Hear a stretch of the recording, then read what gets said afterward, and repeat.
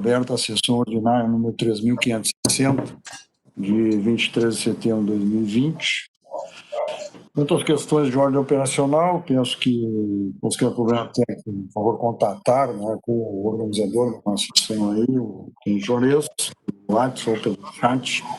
O WhatsApp se encontra no e-mail que foi enviado com o link da reunião. Peço assessorias demais interessados na sessão que acompanhem pela sessão do Facebook e também que mantenham, né, os microfones fechados a fim de evitar microfonia. A sessão está sendo gravada e de imediato passamos então ao julgamento do processo da pauta, processo da relatoria do desembargador militar Coronel Mendes. Apelação criminal número 0070-19163-2019-921-0001.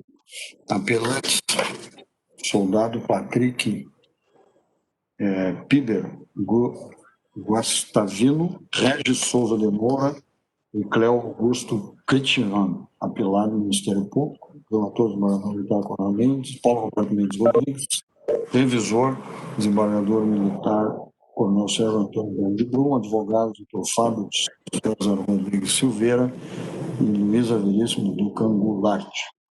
Passo a palavra ao eminente relator para a leitura do seu relatório. Vossa Excelência tem a palavra, Coronel Mendes.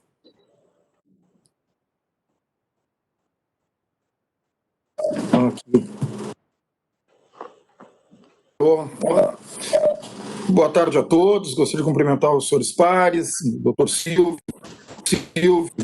nosso procurador, doutor Fábio, nosso sempre defensor aí nas sessões, doutor Aline, o tenente Juarez.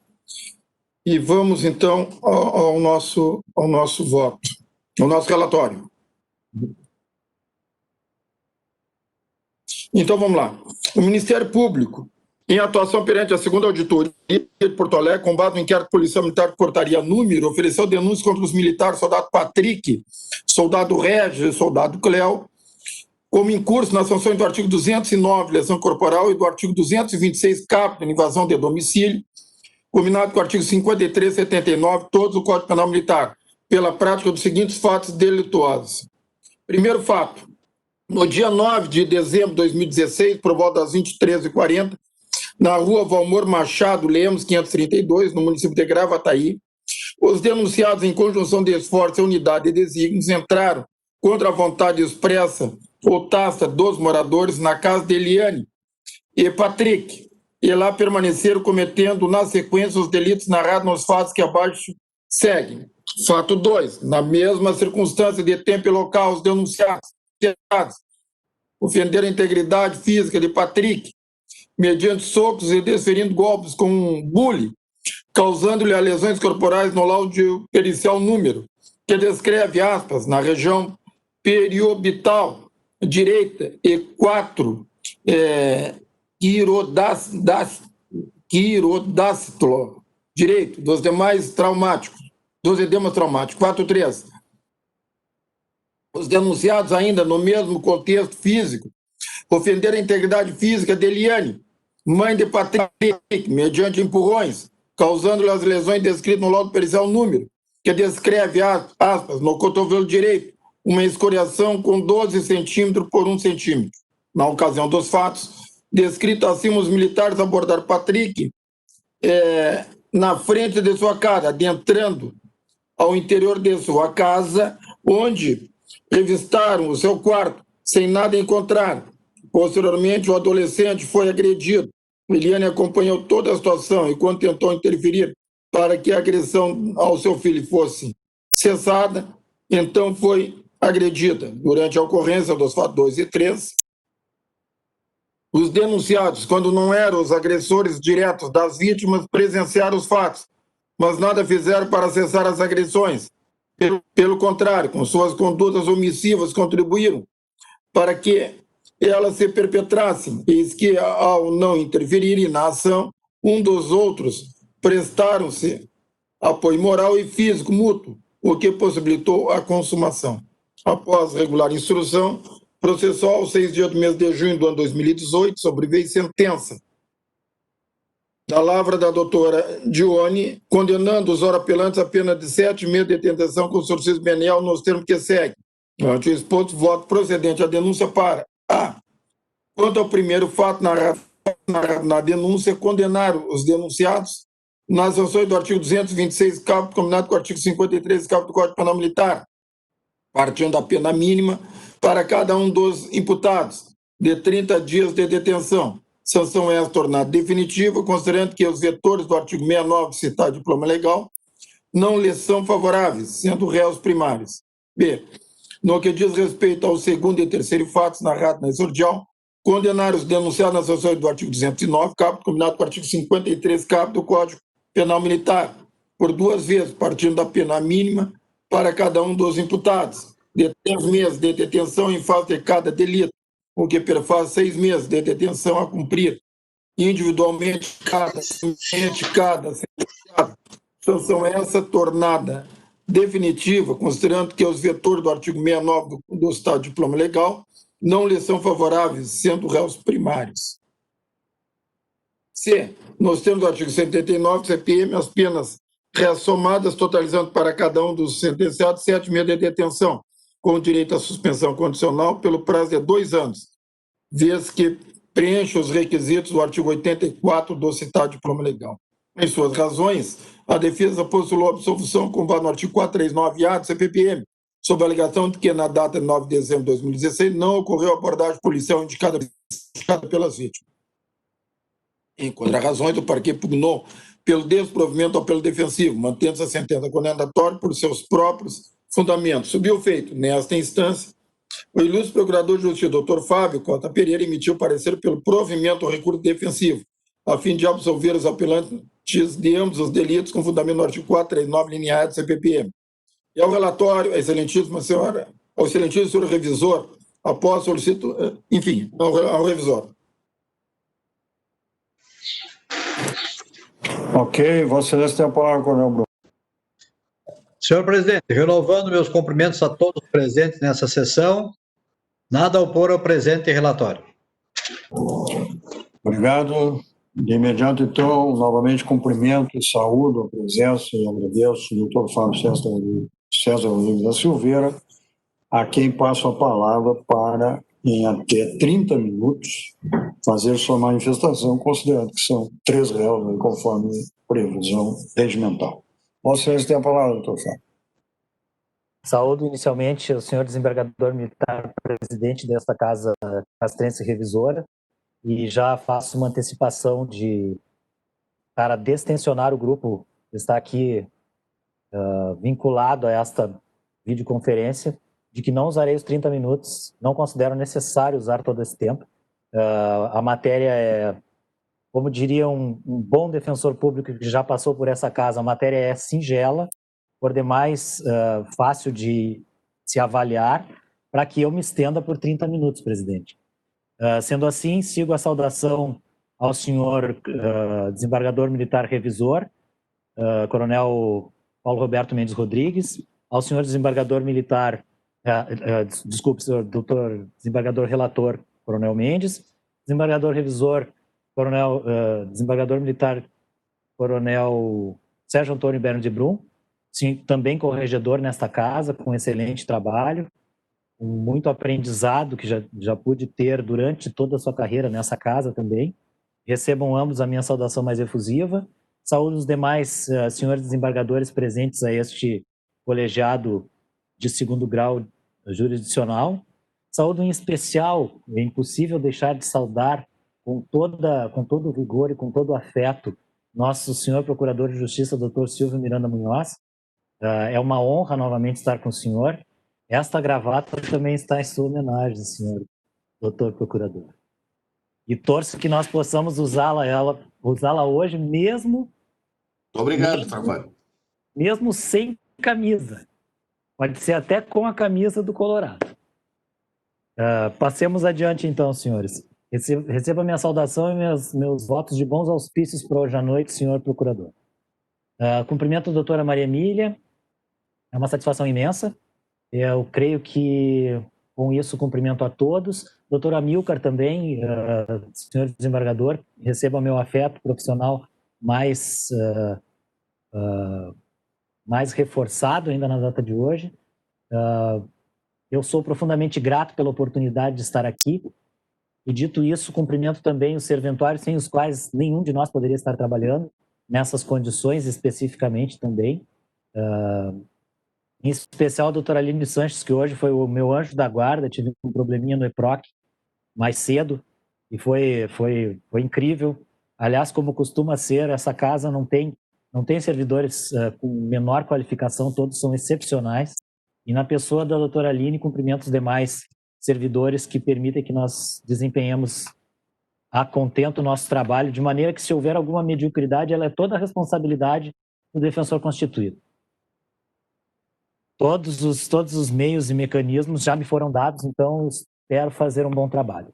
Senhores, o que nós temos aqui é um processo que envolve 3 policiais militares, é o Patrick Guastavino, Regis Souza de Moro, Cléo Augusto Kretzmann, que teriam, em tese, segundo a denúncia ministerial de primeiro grau lá da 2ª Auditoria Militar, invadido o domicílio deste cidadão, senhor também Patrick Guerro, se não me engano, Patrick Gonçalves Guerro, e lá praticado lesões nele e na sua mãe. Isso no dia 9 de dezembro, só um instante só para confirmar a data, no dia 9 de dezembro de 2016. Certo, senhores? Bem, narra-se a denúncia, então, que houve invasão de domicílio e lesões corporais nessas 2 pessoas, mas na residência havia 4. Depois isso foi instaurado a partir de uma notícia-crime feita por um colega advogado representando os familiares perante a Brigada Militar. Este fato foi apurado e, após o inquérito findo, avaliado pelo relator com concordância da autoridade que o nomeou pela inexistência de crime ou transgressão da disciplina. Quer dizer, já seguia um caminho que configura o que nós hoje pleiteamos, em função de que havia inconsistências nas informações que não permitiam que se encontrasse um juízo de censura, tanto na esfera disciplinar quanto na esfera criminal. Vamos analisar exatamente ao que eu me refiro. Bem, senhores, nós só temos de um lado os parentes do senhor Patrick Guerro e de outro lado a palavra dos policiais. Mas, fosse somente isso, nós já tivemos condenações com a palavra de parentes e palavra de vítimas. Mas é que não é essa a única questão. Também sabemos que houve absolvições porque as pessoas, obviamente, não querem que o filho pratique crime, mas se ele disser que vai assaltar um banco, vão tentar ser o motorista, fazer a segunda, né, como se diz, né, coronelmente, ser o motorista do carro para garantir que ele não sofra uma pena. É o que parece que acontece com os familiares aqui, mas mal combinados. Por quê? Porque o relatório de cada um sobre as eventuais lesões ou a invasão de domicílio apresenta inconsistências invencíveis, senhores. Dizem que o Patrick descreve uma surra tão grande, mas tão grande que surpreende que da narrativa dele restem nos autos, no laudo do DML, pequenos sinais de lesões que não são compatíveis com a própria narrativa dessa vítima. A senhora, sua mãe, a senhora Eliane também. Em alguns momentos diz que não sofreu, que sofreu o filho, o outro filho diz que ela sofreu empurrões, ela diz que sofreu tapas, que foi severamente agredida, que chegou a cair.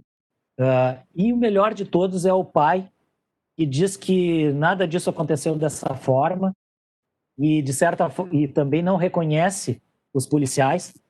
Temos também, neste caso, um reconhecimento muito interessante praticado tanto pelo senhor Patrick quanto pela senhora Eliane, as vítimas deste feito, onde eles relatam que reconhecem sem dúvida, vou referir aqui exatamente a folha, a vítima Eliane reconheceu com certeza, com absoluta certeza, os policiais militares que estiveram em 26 de novembro, isso é importante dizer, há um relato de que eles estiveram em 26 de novembro, que os próprios policiais dizem que sim, estiveram em diligência à procura deste rapaz nesse local, e lá não conseguiram encontrá-lo.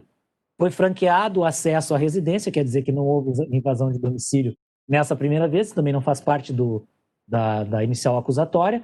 E no segundo momento, teriam voltado em 9 de dezembro lá. Primeiro, vamos ver a necessidade dos policiais militares voltarem lá sem um mandado e sem atividade de polícia judiciária, que não é atribuição da Brigada Militar. Nós sabemos que há esse tipo de distorções, não parece ser o caso aqui. Mas interessante que a senhora Eliane, ela diz que ela reconhece com absoluta certeza 2 servidores da Brigada Militar. O soldado Alan Samir Salem e o soldado Patrick Piber Guastavino, que é um dos codenunciados. Porém, o Alan Samir Salem nem sequer estava nesse primeiro evento, que é o evento que os policiais militares disseram que foram autorizados, entraram na residência e não encontraram nenhum indicativo e nem tampouco o senhor Patrick. A propósito, é importante reservar esse dado, o senhor Patrick não estava no dia 26 de novembro. E aí, no reconhecimento dele, ele diz que tanto no dia 26 de novembro, no dia que ele não estava em casa, senhores desembargadores e senhor doutor procurador de justiça, no dia em que ele não estava em casa, dito por todos os familiares, que tanto no dia 26 quanto em 9 de dezembro, reconhece o soldado Samir e o soldado Guastavino, os dois, sendo que o Samir nunca esteve compondo guarnição com o soldado Guastavino, sem sombra de dúvida, como sendo os policiais que estiveram em sua casa. Ele não pode praticar o reconhecimento do dia 26 e no viés defensivo, também não do dia 9. Porque no dia 9 não existe admissibilidade probatória plausível, além dos depoimentos desencontrados, relativamente desencontrados dos parentes, dizendo que eles estiveram lá.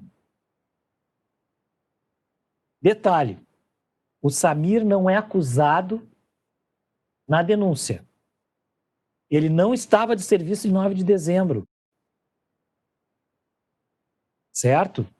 E o Patrick, vítima, não pode reconhecê-lo alegando que estava nos 2 eventos. Por quê? Porque no primeiro evento ele não estava e o segundo evento não aconteceu. Para que serve isso? Muito simples, senhores. A velha estratégia daquele que é reiteradamente delinquente de afastar de perto de si, criando intimidação para o agente policial para não ser preso pelas práticas delituosas. Este é um elemento importante que nós tenhamos em consideração. E vejam bem, não se trata exclusivamente da defesa técnica se manifestar nesse sentido. Nós temos o parecer do doutor procurador Fábio Costa Pereira, a quem saúdo, apesar de não estar hoje presente, mas se faz excelentemente bem representado. Essa é a posição ministerial da Procuradoria de Justiça. O que nós temos? Nós temos insuficiência probatória para a existência do delito. Razão pela qual a defesa propugnou isso já em sede de alegações finais no primeiro grau, não foi acolhido, inclusive temos que dizer que foi exacerbada a pena, né, para todos, acima do mínimo legal, certo?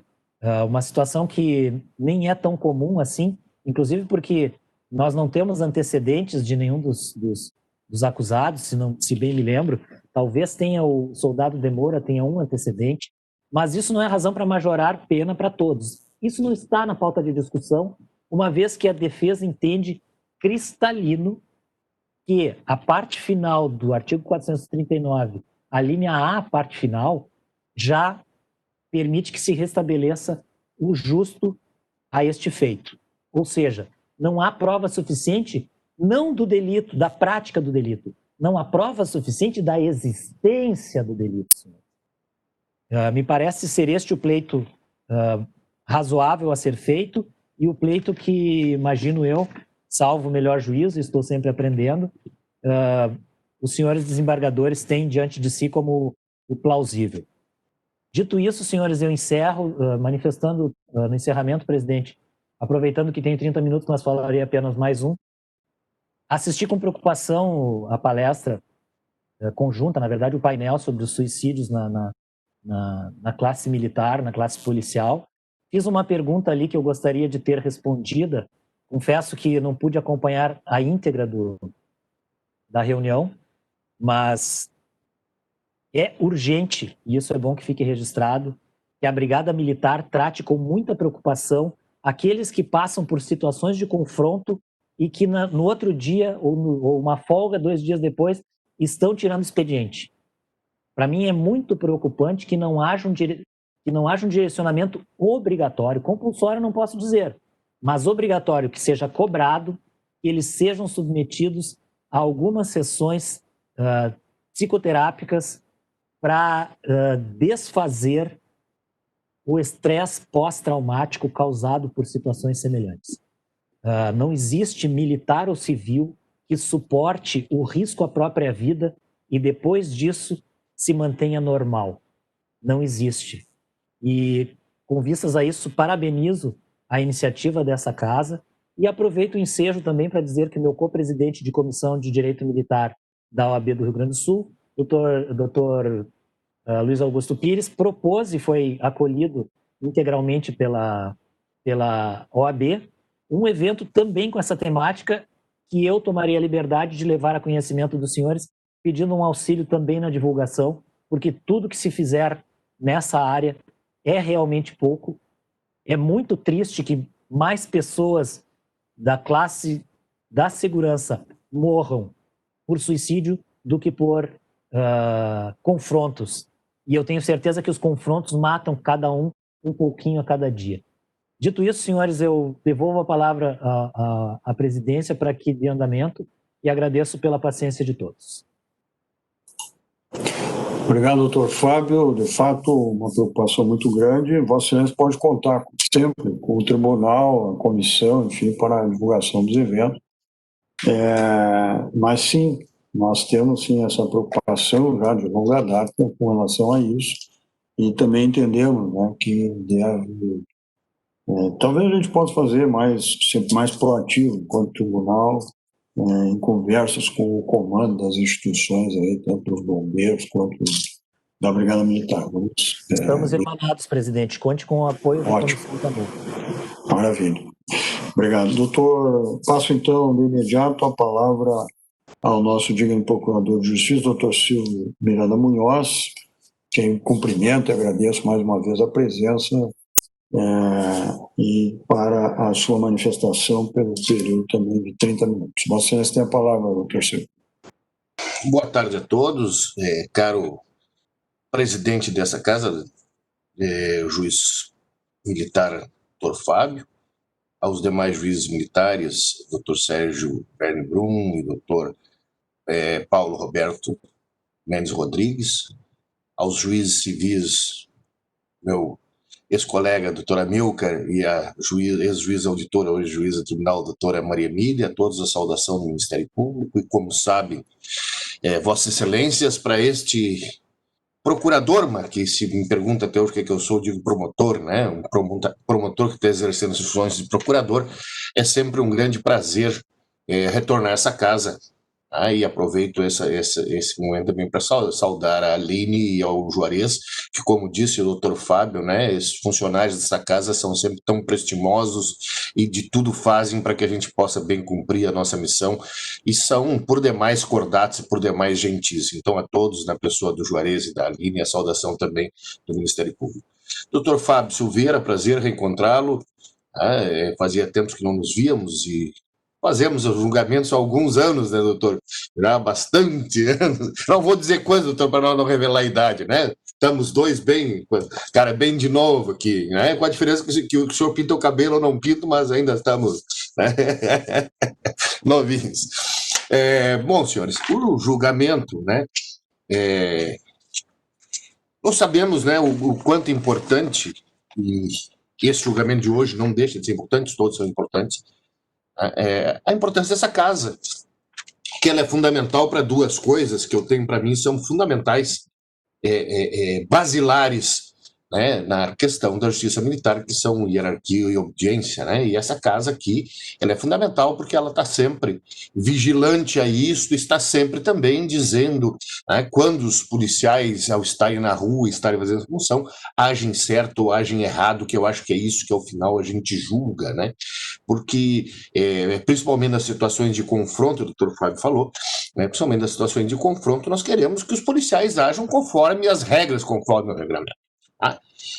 Então, assim, a importância dessa casa é fundamental e eu sempre defendê-la-ei. Né? Agora, quanto ao caso aqui em si, né, o caso dos réus Patrick, Regis e Cléo, o que nós temos? Né? Nós temos uma questão de prova aqui que é bastante singular, né?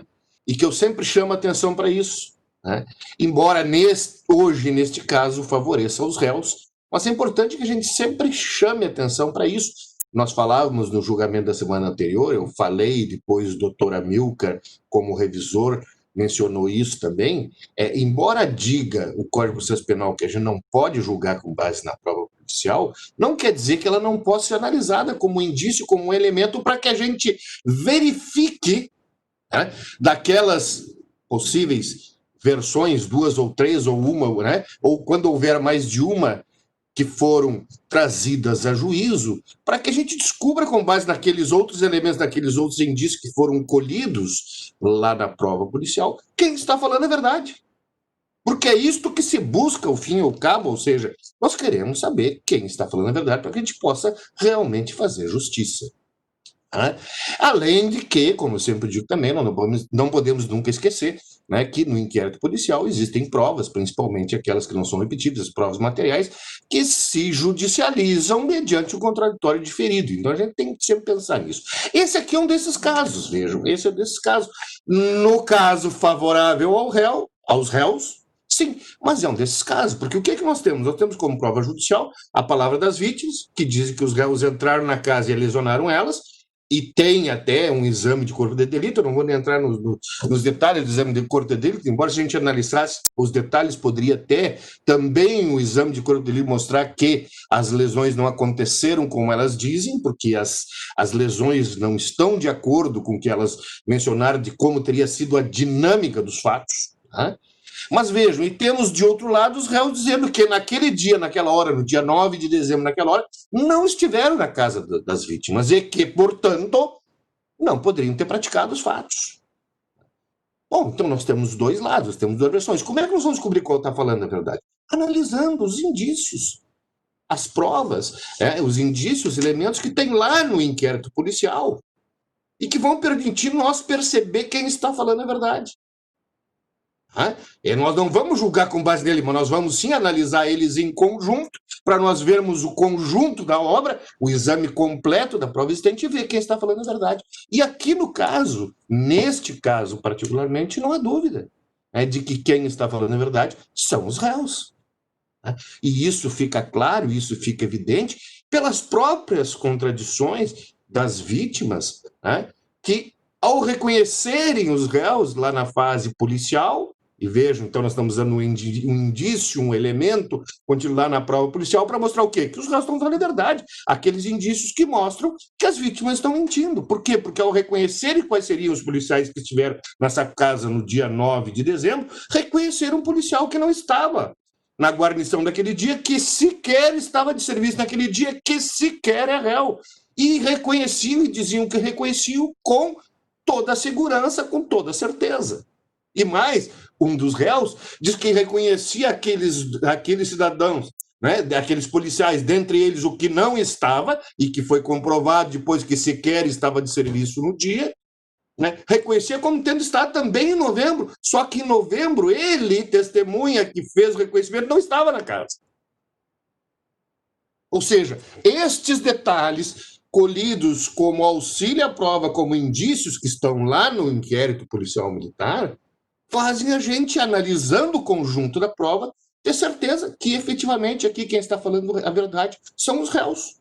Pois os réus, e as contradições das vítimas no deporem nesse fato, e principalmente no fazerem o reconhecimento lá no IPM, provam que os réus, efetivamente, não estiveram lá naquele dia 9 de dezembro. E, portanto, não poderiam ter causado aquelas lesões. Então, desta forma, e também, caro presidente Fábio, não querendo abusar da paciência dessa corte, já que o caso é tão singelo, para mim também, doutor Fábio, pelo menos esse é tão singelo, né, eu encaminho no mesmo sentido do colega Fábio Costa Pereira, que no parecer escrito, né, com todos os demais adendos que ele trouxe ali de análise profícua da prova, no sentido da absolvição dos réus Patrick, Regis e Cléo Augusto. Esse é o parecer do Ministério. Obrigado, doutor Silvio. Mais uma vez, então, restituo a palavra ao eminente relator, desembargador Militar Coronel Mendes, para a leitura do seu voto. Vossa Excelência tem a palavra. Ok, obrigado. Se os senhores me permitirem, eu vou tentar resumir, até porque as duas posições aí, elas são simétricas.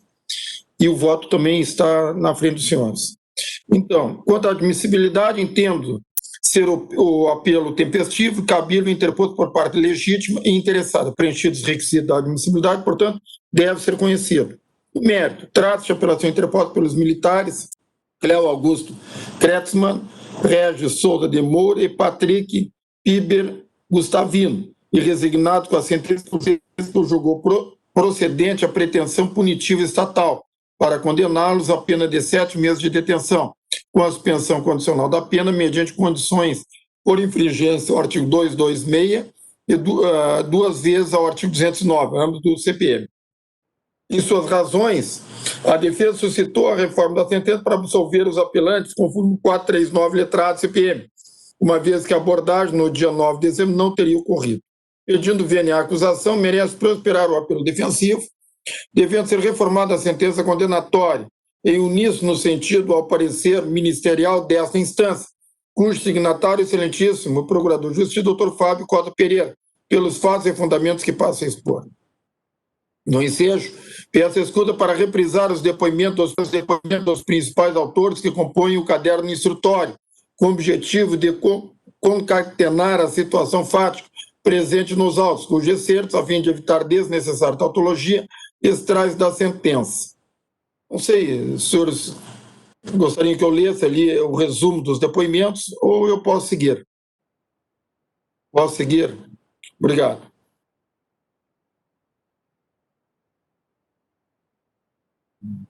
Eu já passo aqui um extenso ali, né, todos os depoimentos.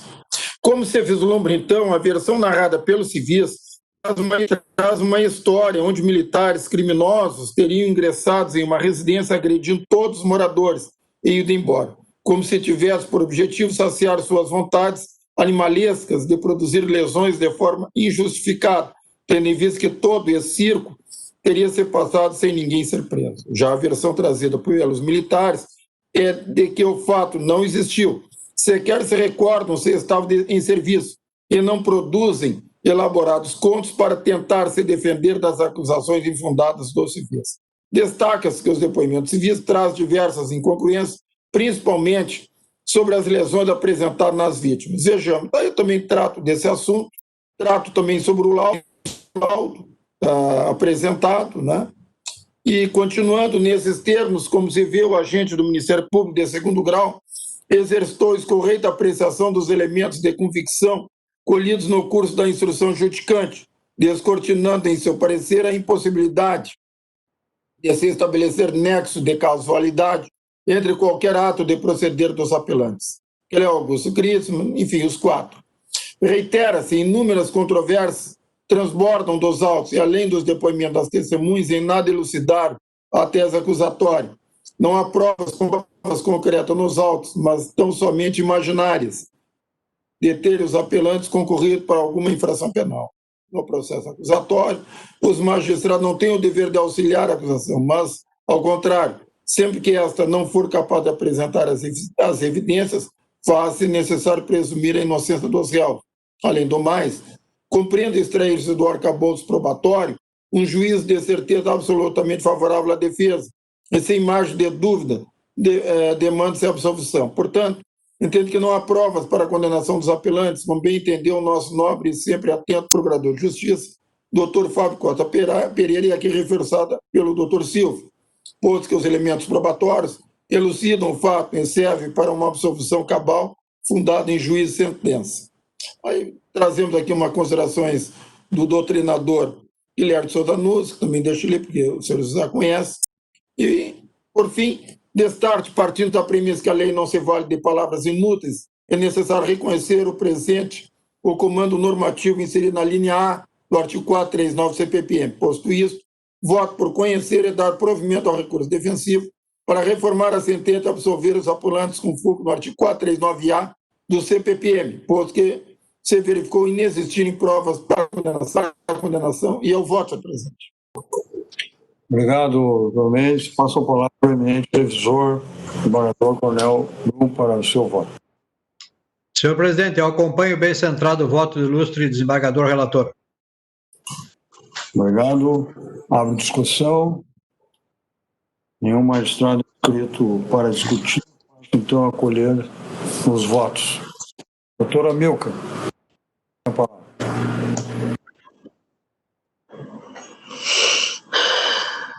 O mais antigo a ser chamado, mas isso é uma coisa importante. Vamos pedir para considerar nos anais aí do tribunal. Está ficando antigo. Eu vou, é que tem muita gente de férias. Eu vou acompanhar ajustar o voto do desembargador Coronel Mendes. Obrigado, doutora Milka. Doutora Maria Emília, Vossa Excelência. Da mesma forma, presidente, eu vou acompanhar o relator. Obrigado. Decisão. O Tribunal, unanimidade, dá provimento ao recurso defensivo para reformar a sentença e absolver os apelantes com fulcro no artigo 439, linha A, letra A, do CPPM. Dito isso, passamos então ao próximo processo da pauta, da relatoria da eminente desembargadora, doutora Maria Emília. Apelação criminal número 0070-219-30-2019-221-002, apelante Ministério Público, apelado soldado David Jonatas de Souza Nascimento, relator desembargador militar Maria Emília Moura da Silva, revisor desembargador militar Amilcar Fagundes Freitas Macedo, advogado Dr. Fábio César Rodrigues Silveira e Luísa Veríssimo Duncan Goulart. Com a palavra, eminente desembargadora, para a leitura do seu relatório. Senhor presidente, eu quero apresentar meus cumprimentos a Vossa Excelência, demais magistrados, doutor Silvio, procurador de Justiça, uma passagem breve aqui, mas sempre afetuosa, doutor Fábio Silveira também, igualmente, e eu vou sair daqui porque eu não sei mexer nisso, então eu vou sair do vídeo para ler o relatório.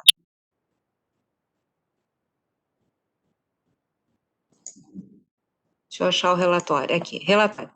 O apelado soldado David Jonas de Souza Nascimento, em 25 de abril de 2019, foi denunciado e processado perante o juiz da segunda editoria por infração aos preceitos incertos no artigo 302, parágrafo 2º do Código Nacional de Trânsito, Lei 9503, de 97, em combinação com o artigo 9º, inciso 2º, linha C do Código Penal Militar, cuja atividade delitiva recebeu a seguinte descrição fática na peça exordial em verbis.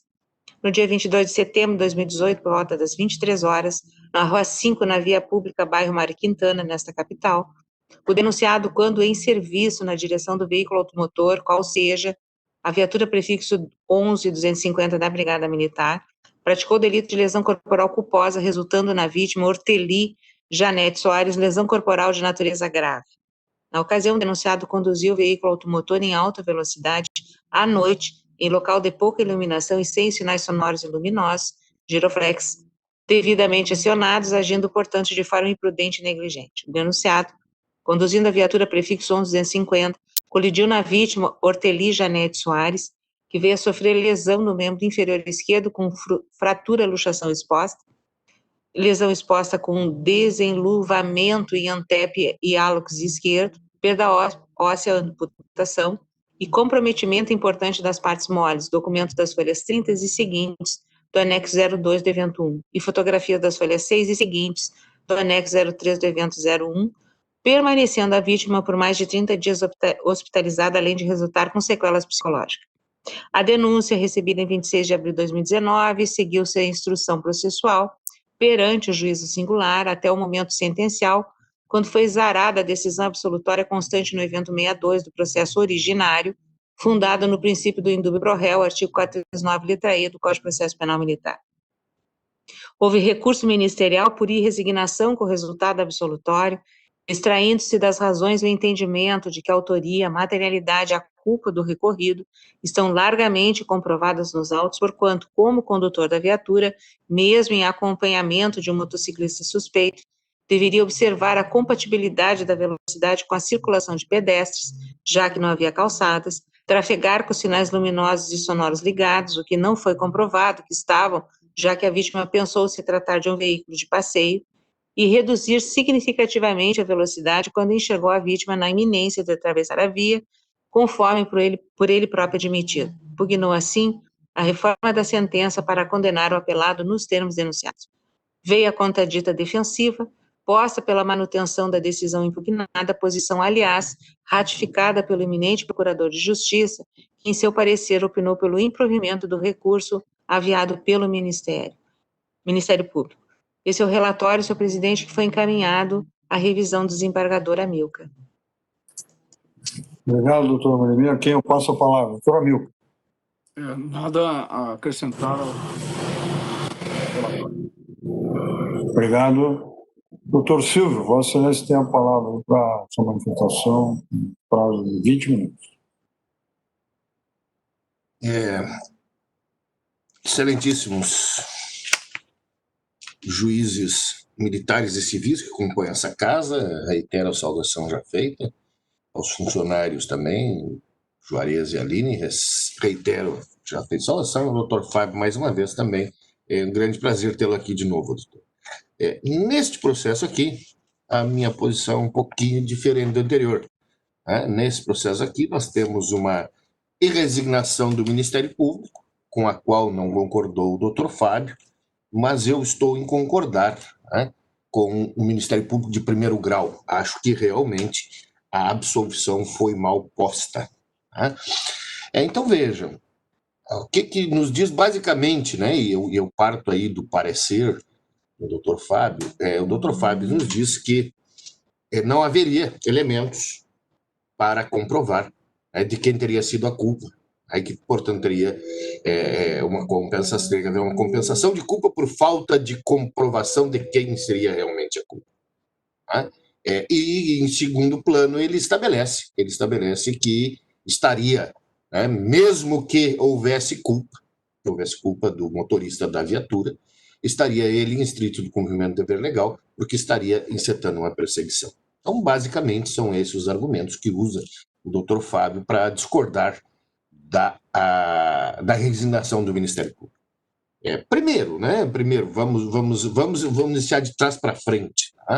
Primeiro, a questão de estar ou não sob o amparo de uma excludente de ilicitude não desobriga, e até poderia estar, e acho que é importante sempre que se questione qualquer atividade militar, seja de confrontos, ou seja desta, como nesse caso, que não tinha havido um confronto, mas que estava se encaminhando, digamos assim, para um confronto, que se analise sempre, sim, sobre os aspectos de estar sob o amparo de legítima defesa ou de excludente, ou da excludente do estrito cumprimento do dever legal. Mas vejam, o fato de ele estar inicialmente ao amparo de uma dessas excludentes não o desobriga de agir conforme tem de ser a atuação do policial militar. Então, o fato de ele estar numa perseguição porque suspeita que alguém praticou um crime, não o desobriga de ligar a sirene ou giroflex. Ao contrário, é nestas situações que ele tem de ligar a sirene ou giroflex. Quando ele está andando normal, numa ronda, a 10, 20 por hora sem perseguir ninguém, ele não tem por que estar com a sirene ou giroflex ligada. Ele necessita de ligá-los quando ele vai perseguir alguém, para que, então, as demais pessoas, os demais circunstantes que eventualmente possam estar na volta, estejam avisados, fiquem de sobreaviso, porque há o quê? Há uma perseguição policial, ou há uma ambulância levando alguém para o hospital, ou há um carro de bombeiros para ir apagar um incêndio, ou seja, presta atenção, deixa as pistas livres, porque tem uma ocorrência em andamento. Então, veja, ao contrário do que, na realidade, restou subentendido aqui no parecer do meu querido amigo, meu querido colega, tenho o maior respeito, o maior orgulho de ser colega, de ser amigo dele, de conviver com ele há muitos anos, doutor Fábio Costa Ferreira, faço sempre um maior orgulho e um maior prazer de substituí-lo quando ele não pode estar nessa casa, mas eu não concordo com esse parecer que deixa subjacente isso, ou seja, que mesmo que estivesse com a sirene desligada e o giroflex ligado, ele estava numa perseguição e, por isso, sobre o amparo do estrito comum vendedor legal. Não, o fato dele estar na perseguição é que o obrigava a fazer o aviso sonoro e o aviso luminoso de que havia um incidente ocorrendo naquele espaço para que os circunstantes, então, deixassem a pista livre, deixassem para que ele atuasse. Certo? Então, esse de trás para frente, né, o último argumento. O outro argumento seria a questão da compensação das culpas, que, vejam, assim como no direito comum, no direito criminal também não se compensa. Até fui na doutrina atrás disso, encontrei no direito penal militar teoria crítica e prática dos autores Guilherme Rocha, Ricardo Frota e doutor Adriano Alves Barreiros, que aliás, meu querido amigo, meu vizinho de condomínio, meu parceiro de tantas lutas, né, doutor Marreiros, e ambos, né, os autores nesse livro dizem que, assim como no processo penal comum, no processo penal militar também as culpas não se compensam. Então, nós não podemos analisar por esse lado das culpas compensatórias. Mas, na realidade, claro que eu sei que o doutor Fábio sabe disso, mas o parecer do doutor Fábio fala até em compensação de culpa, porque, na realidade, ele está indo num problema mais adiante, que é o problema da prova, que ele diz assim, não, até teria que se imaginar a correção de culpa, porque não tem como se ver quem realmente foi culpado ou não. Não tem como ver se efetivamente estava ou não ligado a sirene. E o giroflex. Eu discordo dele, porque aí é aquilo que nós falávamos, e falávamos semana passada, falamos no julgamento anterior, doutor Fábio, nós temos de analisar esse projeto no conjunto, esse processo no conjunto. Nós temos que examinar ele como um todo, nós temos que ver a obra conjunta, e não só os detalhes. Porque nós temos o quê? Nós temos, não dá para dizer que nós não temos prova, nós temos prova, sim. Nós temos a vítima que sofreu lesões gravíssimas, veio no IPM, relatou o fato, veio em juízo, relatou o fato. Aí tem dois aspectos importantes que nós temos que mencionar nesse veio em juízo e foi no IPM, relatou o fato. Primeiro, esta vítima, diferentemente das do processo anterior, doutor Fábio, elas não têm motivo algum para querer afastar os policiais de si ou de sua casa. Não é uma criminosa, não é um traficante, não é um assaltante que queira a polícia longe de si, por isso está acusando esses réus. Não, aqui não há isso. Segundo aspecto, e isso é muito importante, vejo, o depoimento dela, tanto na fase policial como na fase judicial, foi idêntico, foi harmônico, foi conciso, foi coerente. Ela, em ambas as vezes, ela disse o quê? Ela disse, olha, eu vi passar moto, vi que do outro lado vinha um carro, com os faróis ligados, não vinha com giroflex e não vinha com sirene, eu achei que dava tempo de atravessar a rua. Porque o carro não vinha com giroflex, não vinha com sirene ligada, ou seja, ela não tinha, na realidade, como calcular a velocidade do carro. Por quê que eu digo isso? Porque se tivesse a sirene, tivesse o giroflex ligado, ela não teria atravessado a rua. Ela disse, é uma perseguição, o carro vem rápido, vem em carreira, desabalar a carreira, porque ele está fazendo uma perseguição a um bandido. E isto, vejam, isto é a nossa máxima de experiência. Isso é o que todos nós sabemos. Isso é aquela coisa inegável. Isso é aquela coisa que não precisa prova. Então, a este elemento, ou seja, a nossa vítima, o seu depoimento foi harmônico, foi coerente. Todas as fases do processo, ela veio e disse a mesma coisa. E o réu? E o que seriam as testemunhas que dariam guarida, ao depoimento do réu, e que isso, segundo o parecer que eu estou afastando, estou fazendo aqui sustentação, o parecer oral, seriam os que fariam com que então se confrontasse o depoimento do réu da vítima e não tivesse como se saber quem está falando a verdade. Discordo. O conjunto da obra aqui nos mostra, sim, quem está falando a verdade. Pois se somando a este fato, né, de que o depoimento da vítima sempre foi harmonioso, sempre foi coerente, o do réu e das suas testemunhas, com exceção de uma delas, que disse na polícia que a Sirene não estava ligada e em juízo não mencionou esse fato, não falou nada. O réu e as outras duas testemunhas, seus depoimentos são contraditórios do que disse na polícia e disseram em juízo. Numa demonstração clara, firme, inafastável de que eles estão, na realidade, mudando a versão para proteger o réu, que é seu companheiro de farda, ou seja, naquela velha camaradagem que a gente conhece que tantas vezes acontece. Porque diziam, e aqui agora, doutor, eu não vou ir atrás aqui dos meus doutores para achar os nomes, né? Mas o réu e dois dos testemunhas, dos companheiros de farda que testemunharam, na fase policial, afirmavam que a Sirene e o giroflex estavam desligados. E em juízo, para tentar absolver o réu, dizem que estavam ligados. Ou seja, ao contrário da vítima, o depoimento das testemunhas de defesa e do réu são contraditórios. Diz uma coisa lá na fase policial, outra coisa na fase judicial. E isso demonstra, ou seja, falta de coerência, falta de harmonia, que demonstra a tentativa de encobrir o mal feito e a tentativa de camaradagem para ajudar o companheiro para absolvê-lo. Mas não é só isso. Vejam, além disso, nós temos elementos materiais no processo, e que são daqueles, além do autoexame do Covid, são daqueles que sofrem o contraditório diferido, porque são elementos repetíveis, mas nós temos, por exemplo, vejam, nós temos a portaria de instauração do IPM, a portaria 0943 do 3º pelotão da 1ª companhia de choque, que quando foram os policiais, e os mesmos policiais que depois foram lá fazer a ocorrência, não falaram que a Sirene e que o giroflex está ligado. Em momento algum disseram isso. Mas também foram os policiais fazer a ocorrência policial, que é no 8.790/2018, e também na ocorrência policial, não disseram que a Sirene e o giroflex estavam ligados. Ou seja, o que demonstra claramente esta prova, e vejo, eu ainda estou analisando só a contradição externa na comparação de um depoimento com outro, e na comparação do depoimento de juízo com aqueles elementos materiais lá da fase policial, ou seja, as portarias militar e civil, e que são irrepetíveis, por isso tem um contraditório diferido, mas acabam se tornando judicializadas quando a defesa não os impugna, que demonstra o quê? Que esses policiais vieram ao juízo mudar a versão para proteger o réu, para absolver o companheiro.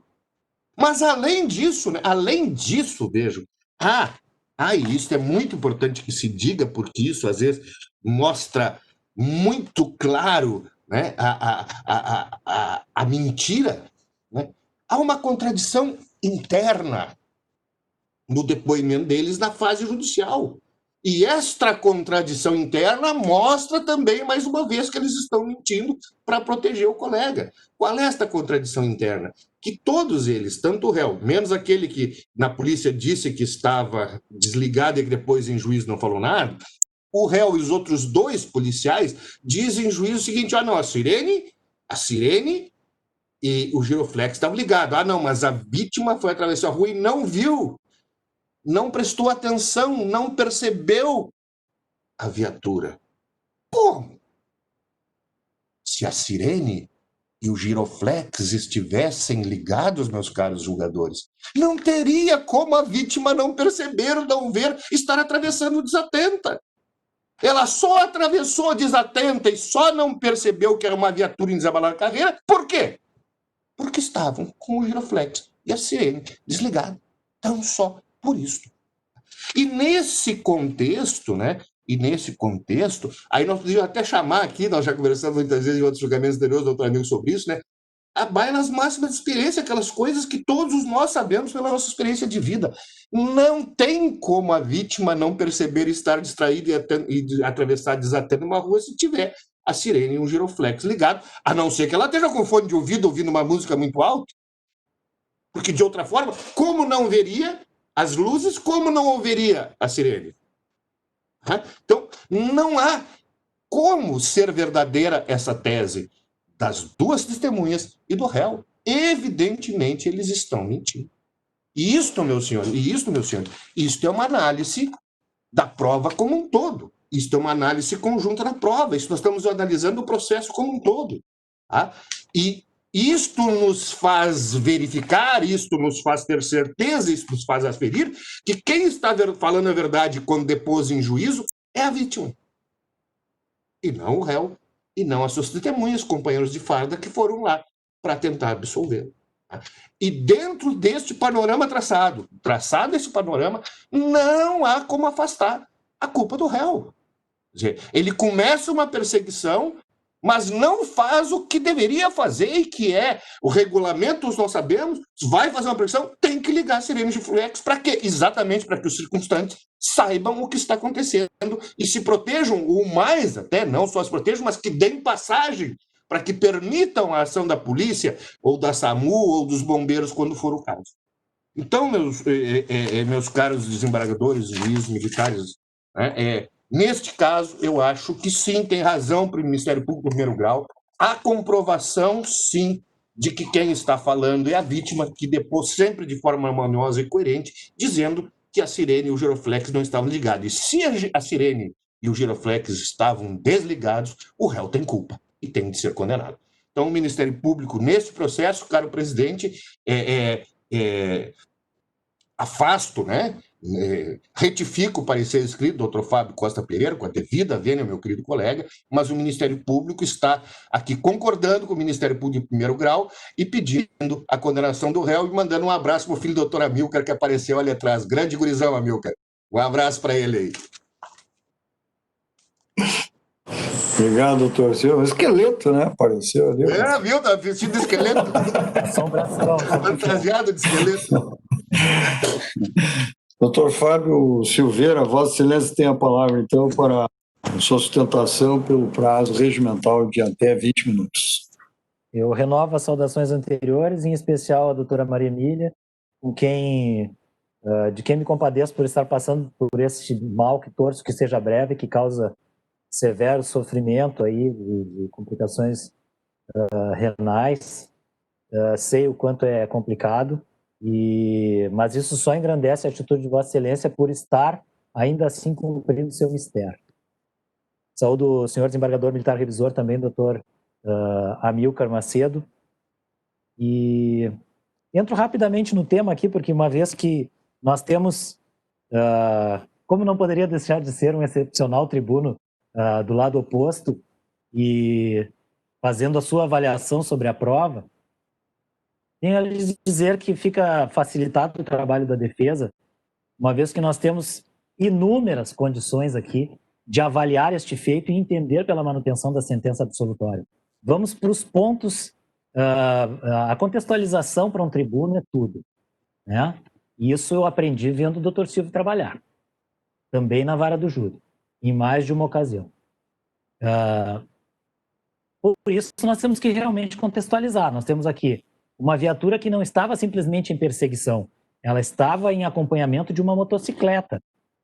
As ruas, nós não podemos olhar para uma rua dentro do bairro Mário Quintana e imaginar que uma rua como essa permite velocidade alta, senhores. E aqui eu me valho dos três representantes oriundos da Brigada Militar que sabem, existem ruas e ruas. Se nós falarmos da Avenida Guaíba, ali na beira do rio, nós estamos dizendo que é uma rua que dá para desenvolver uma certa velocidade. Mas esta rua, este logradouro aqui, olha, por muita generosidade urbana se chama de rua. Por que eu digo isso, senhores? Porque nessas condições, duas coisas não podem acontecer para o veículo militar. Não podem ser feitas. Primeiro, andava em perseguição, em acompanhamento a uma motocicleta. Estava começando o acompanhamento. Ou seja, senhores, a velocidade ali é uma impossibilidade física.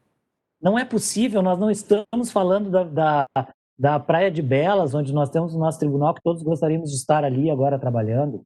Nós não estamos falando da Borges de Medeiros, da Ipiranga. Nós estamos falando de uma rua que é apenas chamada de rua, mas se trata de um beco, onde só passava um veículo por vez.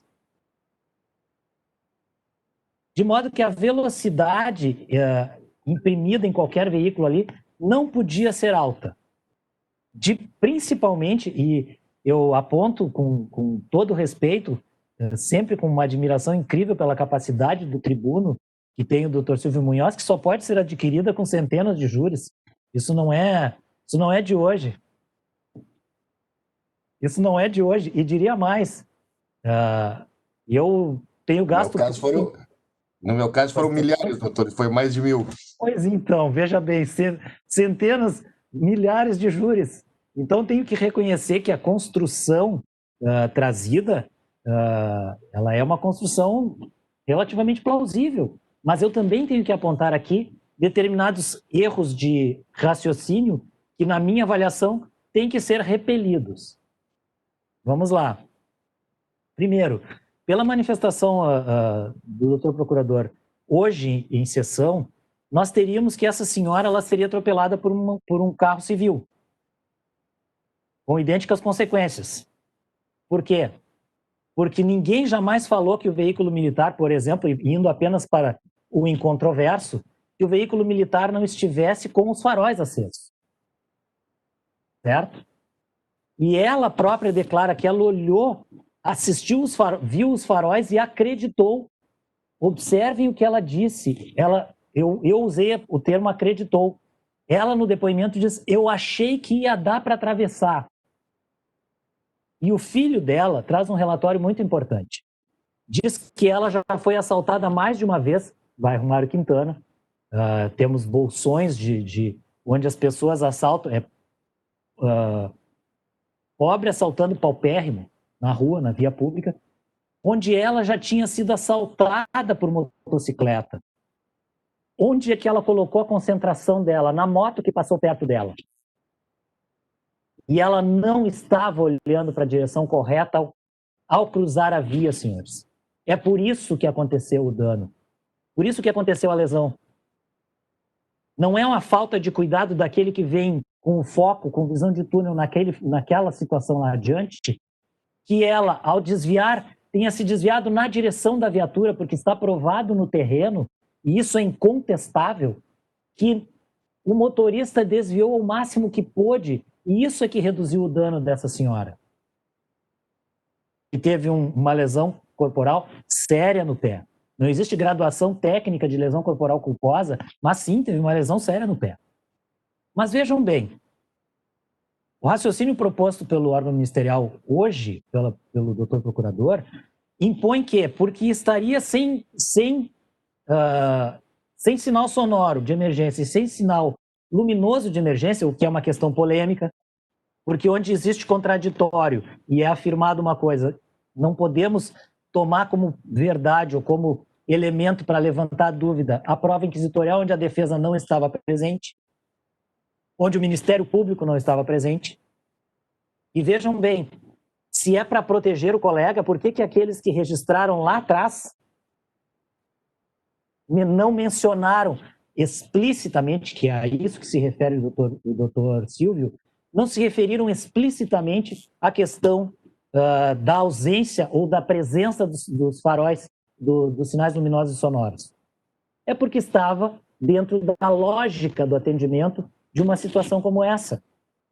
O que acontece é que essa senhora, partindo do raciocínio do Dr. Silvio, se estivesse desativados e fosse um carro normal, um veículo comum, ela teria sido atropelada da mesma maneira, senhores. Porque a culpa, neste caso, no que avalia a defesa, estava sim na desatenção dela frente à via.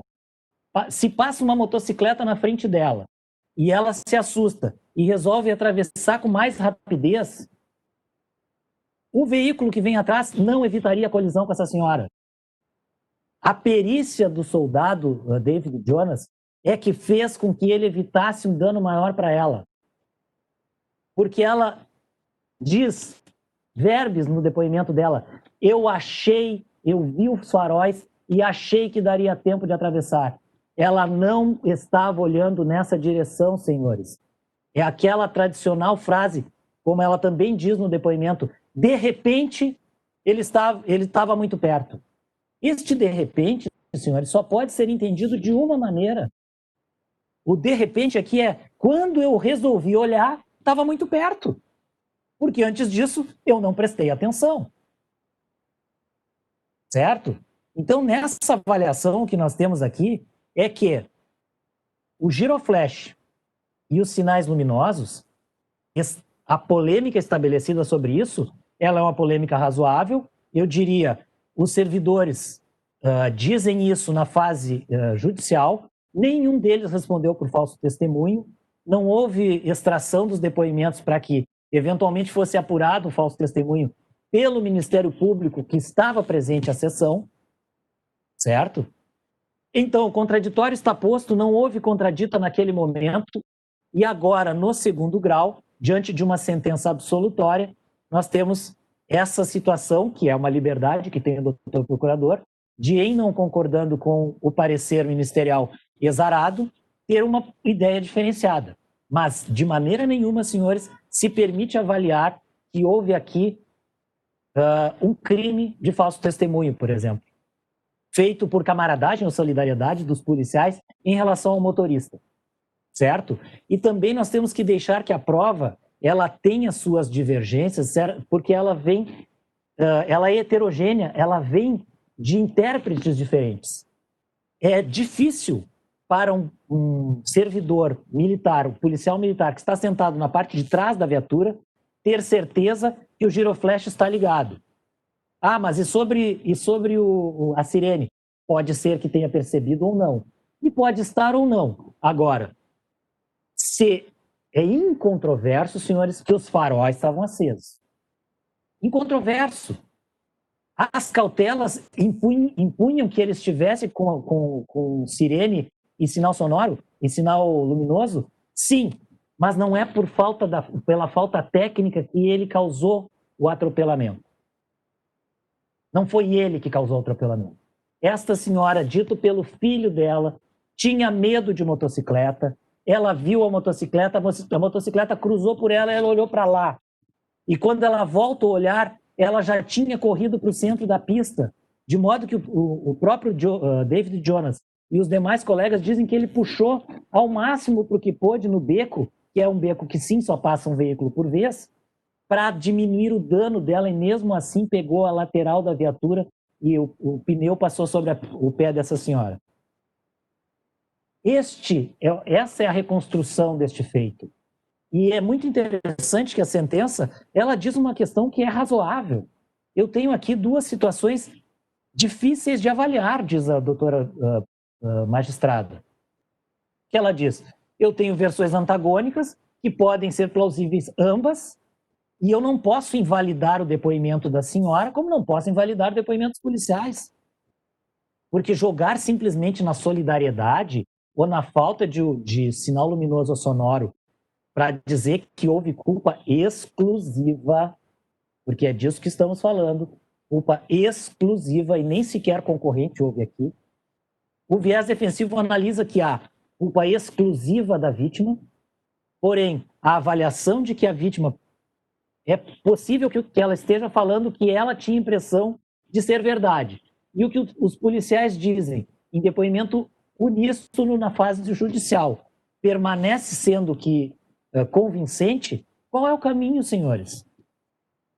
Eu deixo os senhores para resolver isso, porque é óbvio que qualquer construção que venha, que se imagine que existe culpa praticada na condução do veículo automotor, imporia, senhores, muito mais dano a essa senhora caso ele não tivesse se dado conta da postura dela. O atropelamento, ele não é um fenômeno próprio de uma infração exclusiva do motorista. Muitas vezes os atropelamentos, e é pródigo o Tribunal de Justiça, principalmente em absolvições de situações de trânsito nesse sentido, fica claro que houve sim e há. Eu atravesso a Independência e moro perto, moro aqui na Independência, e eu já vi e já me defendi várias vezes de pessoas que estão atravessando, olhando para outra pista. No caso dessa senhora, olhando para a motocicleta que tinha passado por ela. Por como é que acontece o roubo, o assalto de motociclista? Ele faz a pessoa parar, e aí valendo-se da fragilidade dela, a assalta. Ela olhou para ver se ele tinha parado ou ia parar e entrou para dentro da pista querendo alcançar o outro lado rapidamente. E aí ela viu que vinha a viatura. Só que quando ela viu que vinha a viatura, já era impossível tanto para a viatura não colhê-la, porque acabou colhendo somente com a lateral. Se fosse imprudência por velocidade, ou porque ela atravessou vendo e ele vinha em extrema velocidade, teria pego em cheio essa senhora e hoje nós estaríamos, graças a Deus não, tratando de um homicídio culposo. Certo, senhores? Coloco essas situações para avaliação dos senhores. Os depoimentos, eles de forma alguma são contraditórios quanto às luzes, certo? A prova está sujeita ao contraditório penal e jamais foi questionado, já falei isso agora há pouco. Também existe, sobressai um questionamento de por que os policiais militares seriam solidários ao soldado David somente durante a prova judicial, né? Por que eles próprios trataram do registro, não trataram de gizar, sublinhar que ele vinha com as luzes acesas e os sinais sonoros acesos?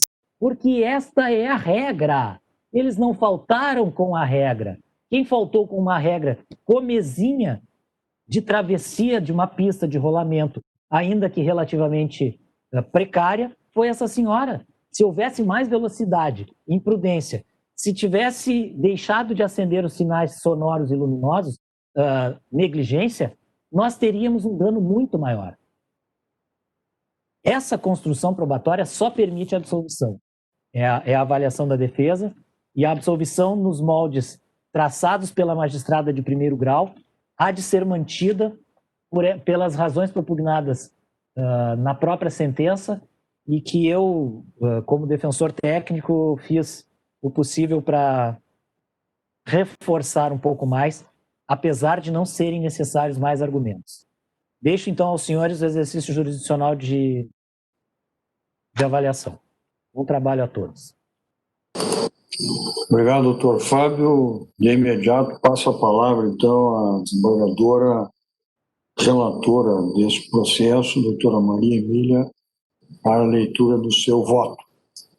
Vossa Excelência tem a palavra, doutora Maria Emília.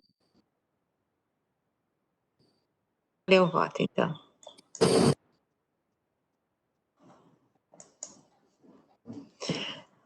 Vamos ao voto.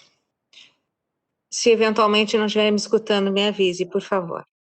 O apelo interposto pelo Ministério Público aporta nesta Corte satisfazendo todos os requisitos objetivos e subjetivos para que receba conhecimento.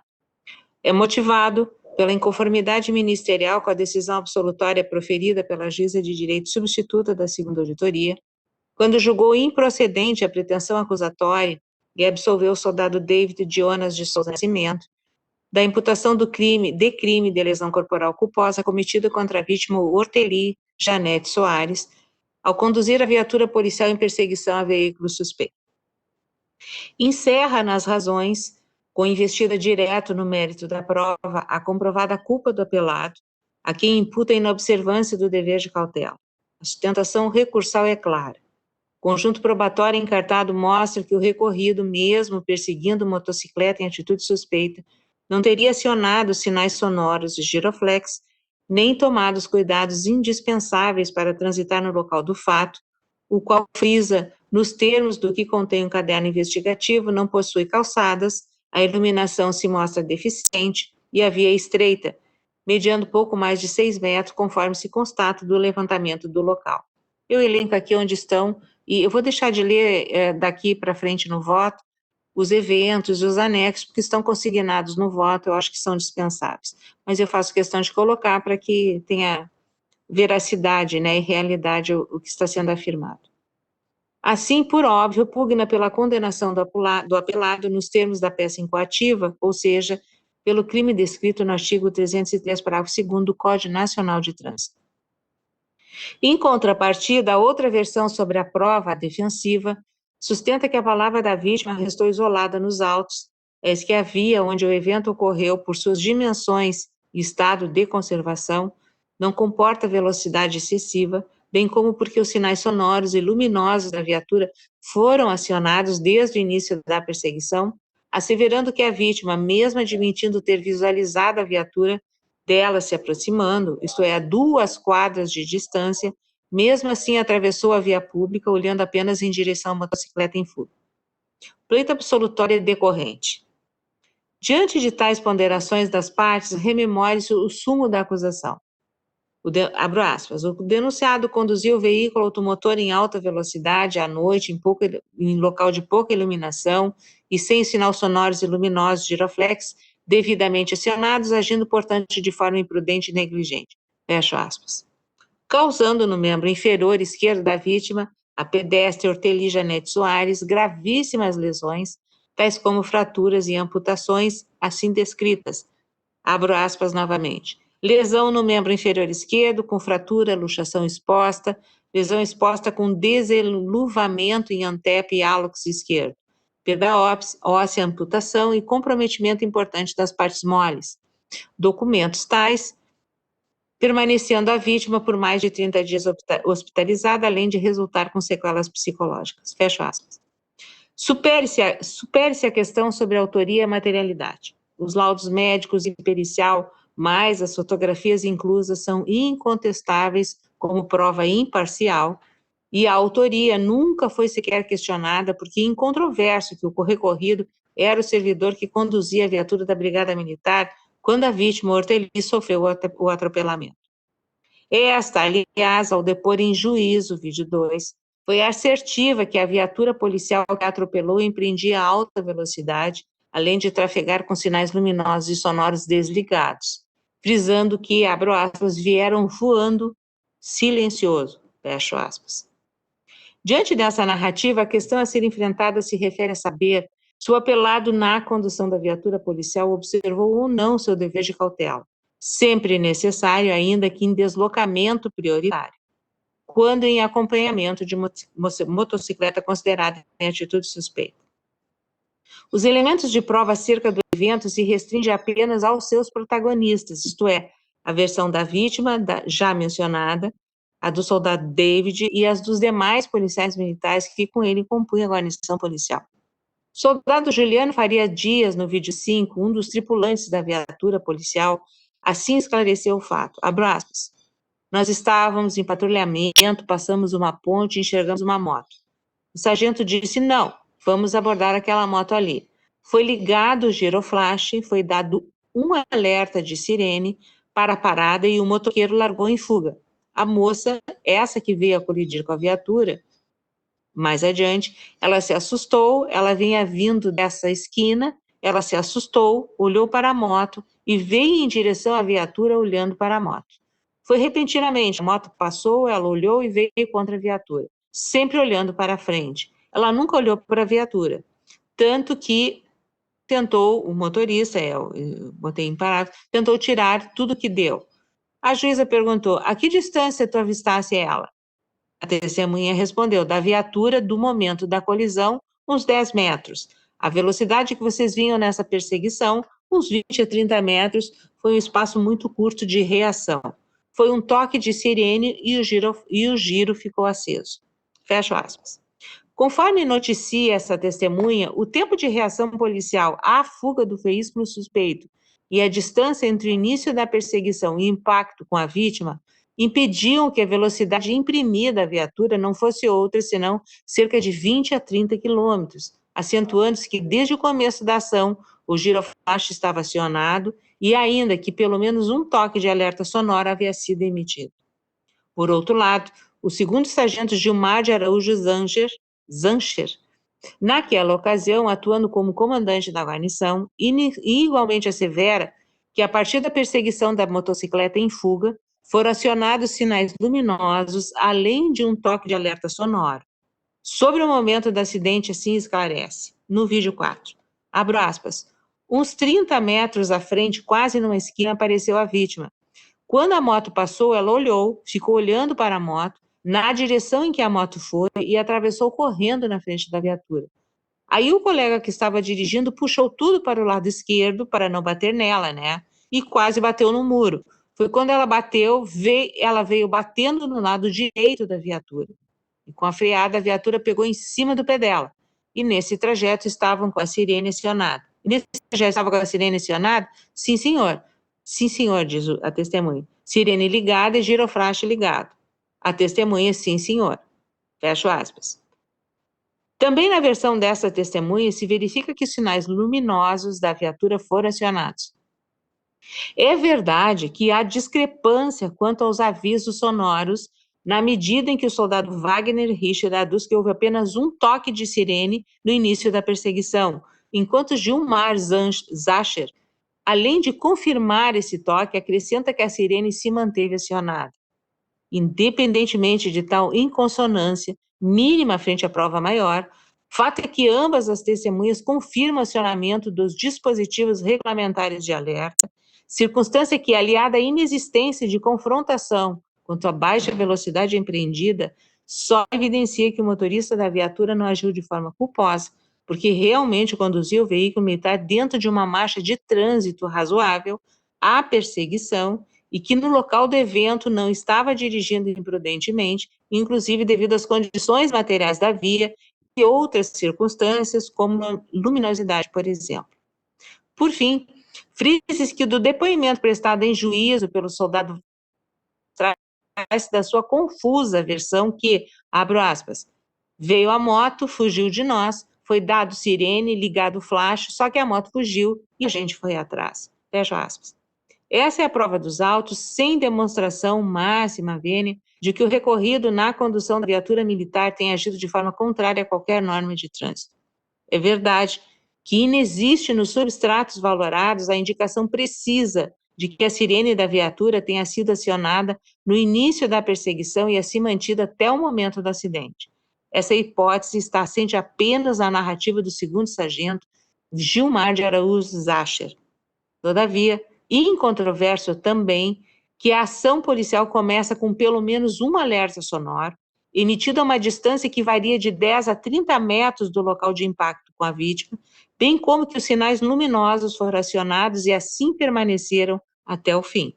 E isso, do ponto de vista da obrigatoriedade de emissão de alertas sonoros e de luz por veículos oficiais em estado de urgência, é o quanto basta para legitimar a ação policial.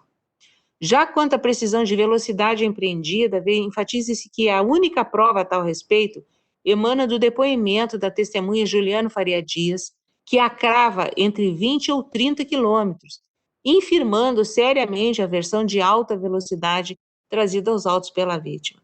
Assinalo que a velocidade apontada pela testemunha possui lógica relevante, pois está justificada no exíguo espaço de tempo entre a reação policial à fuga e o impacto com a vítima, assim como na curtíssima distância da viatura policial em relação ao ponto exato do acidente, fatores que não permitiam o desenvolvimento de velocidade superior à informada e inadequada àquela circunstância. Deste modo, a conduta empreendida pelo apelante não afronta as disposições do artigo 29 do CTB, que assim diz de veículos policiais e a conduta dos pedestres nos casos em que estes circulam no atendimento de serviços de urgência. Abro aspas. Artigo 29. O trânsito de veículos nas vias terrestres abertas à circulação obedecerá às seguintes normas. No inciso 7, na parte que importa, quando em serviço de urgência e devidamente identificado por dispositivos regulamentares de alarme sonoro e iluminação vermelha intermitente. Na letra B, os pedestres, ao ouvir o alarme sonoro, deverão aguardar no passeio só atravessando a via quando o veículo já tiver passado pelo qual. E, finalmente, na letra D, a prioridade de passagem na via no cruzamento deverá se dar com velocidade reduzida e com os devidos cuidados de segurança, obedecidas as demais normas deste Código. Fecho aspas. Grifei. No caso, a ação policial estava legitimada não apenas pelo dever de abordagem do veículo suspeito, mas sobremodo na perseguição de um veículo suspeito que se pôs em fuga. A viatura policial possuía os dispositivos regulamentares e os mesmos foram acionados. Não há prova a demonstrar que a velocidade empreendida era inadequada ou ainda que a condução da viatura se dava sem os necessários cuidados de segurança. Aliás, ao contrário disso, a dinâmica do evento revela que o apelado, além de se manter prudente em relação à velocidade, também se houve com perícia ao realizar manobras que evitaram impacto capaz de causar danos físicos ainda mais graves dos que resultaram à vítima. No outro giro, O modo de condução da viatura policial não feriu as normas da Brigada Militar sobre procedimento operacional padrão acompanhamento / perseguição de veículo, as quais assim exigem, abre aspas, 3. Acionar o sistema sonoro e de iluminação de emergência da viatura. 4. Deslocar com agilidade, podendo exceder a velocidade máxima permitida na via, desde que haja segurança e seja observada a possível desatenção de pedestres e condutores de veículos. Fecho aspas. O apelado, assim, não infringiu legislação administrativa da Brigada Militar nem as normas específicas do Código de Trânsito Brasileiro. Mesmo, porém, infelizmente, não se pode dizer em relação à vítima que, podendo e devendo prestar atenção na via pública e na evidente aproximação da viatura militar policial, descuidou-se, em erro de avaliação da situação, supôs que poderia iniciar e concluir a travessia daquela rua à frente da viatura policial, quando se impunha que permanecesse parada e em segurança até a passagem de tal veículo. Creio de importância a reprodução de parte elucidativa do depoimento prestado pela vítima na fase inquisitorial. Fecho aspas. Fui atravessar a rua e percebi que passou uma motocicleta que estava em velocidade média para o local. Então, novamente, olhei para ambos os lados e caminhei uns 4 passos em direção à minha residência.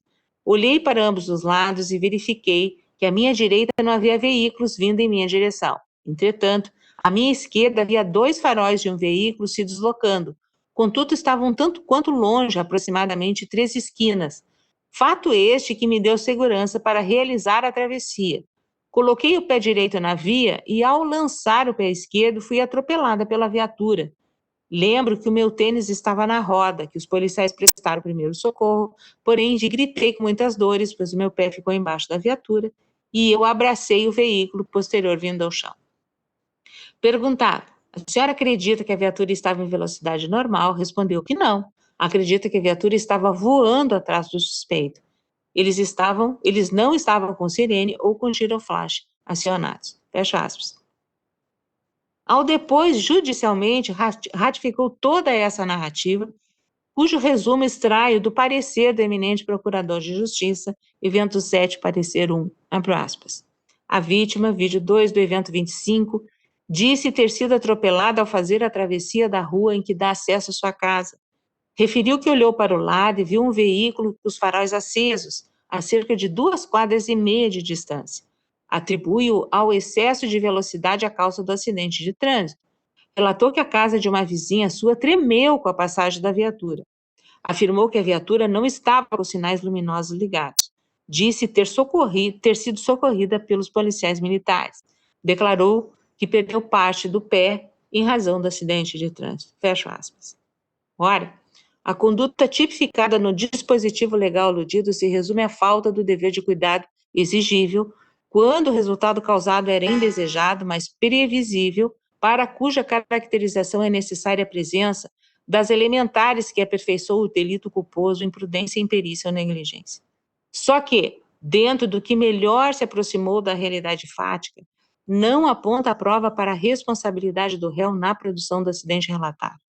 Diante do conjunto probatório colocado à apreciação, está absolutamente demonstrado que o apelado agiu no estrito cumprimento do dever legal e ainda que observou seu dever de cautela na condução da viatura policial ao não descurar das regras administrativas e de trânsito, não havendo como acolher o pleito ministerial para condená-lo. Assim, pelos fundamentos expostos, voto por negar provimento ao recurso de apelação do Ministério Público, mantendo a absolvição do soldado David Jonas de Souza Nascimento, com base no artigo 439, letra D do Código de Processo Penal Militar, em combinação com o artigo 42, inciso 3º do Código Penal Militar. Esse é o meu voto, senhor presidente. Tem alguma discordância? Obrigado, doutora Maria Emília. A sua palavra, eminente revisor, desembargador, doutora Milka. Fala o seu voto. Senhor presidente, eminentes colegas, doutor Silvio Munhoz, eminente procurador, doutor Fábio Silveira, eminente advogado.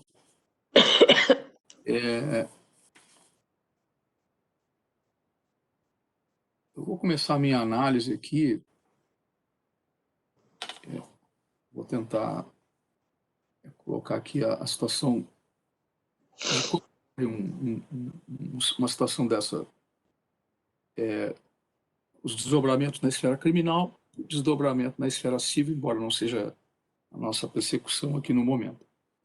Mas no civil existe a chamada compensação de culpas. Então, se as partes, ambas as partes tiveram culpa no evento, se compensa essa culpa. E aí as partes se indenizam uma ou outra, ou se faz um encontro de contas, enfim, e se consegue chegar a um denominador comum. Só que, neste caso, nós temos uma viatura do Estado. E o Estado sempre tem responsabilidade objetiva quando, de alguma forma, produz um dano a um terceiro. Então, não se vai perquirir, pelo menos num primeiro momento, que é da indenização a esse terceiro, se houve culpa ou não. O que nós temos que verificar é se houve uma causa, se houve um resultado e se este agente causador, se há um desdobramento ali e ele foi o causador daquele evento de sinistro. Havendo esses elementos, a responsabilidade do Estado é objetiva e ele depois pode regredir contra o agente causador daquele fato, se este agiu com culpa.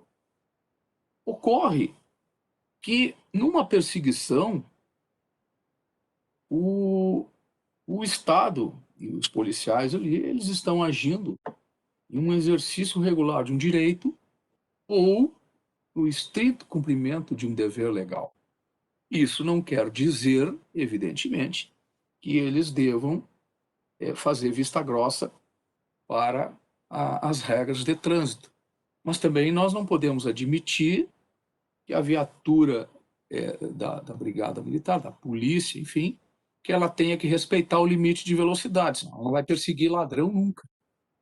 Se ela tiver que... A via tem 40 quilômetros de velocidade, o sujeito, se ele tiver que cumprir esta regra do Código de Trânsito, ele não vai pegar ladrão. O ladrão vai imprimir a velocidade maior do que a via e ele, na qualidade de agente do Estado, estaria limitado à velocidade da via. Então, para isso, ele age ao abrigo de uma excludente, quando ele assim o faz, porque senão toda vez que a brigada perseguisse alguém, estariam cometendo um delito do Código de Trânsito, andando com a velocidade acima daquela permitida para o local. Então, por isso é que ele faz agindo no estrito cumprimento de um dever legal ou no exercício regular de um direito, dependendo da situação. No crime, como não existe a compensação, sempre que alguém, mesmo que as duas partes sejam culpadas, existe a possibilidade da imposição da pena, exatamente por não existir a compensação de culpa.